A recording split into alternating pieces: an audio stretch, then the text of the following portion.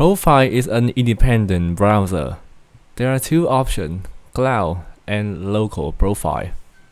You can create a group of profile. To create a single profile, click Create Profile. You can name it or let GenLogin randomize the name.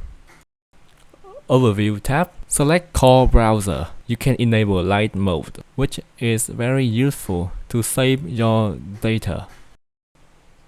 Next, Network. You can add proxy here. We have a detailed video about this. Next, Location, Advanced, and then Cookie. You can import your cookie in this box.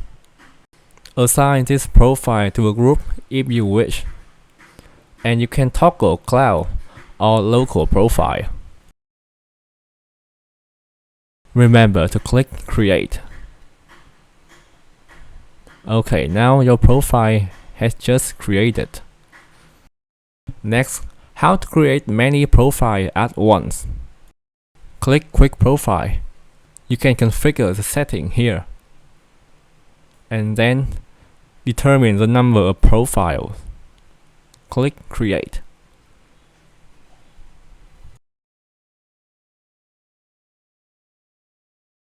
These are the 10 profiles we just created.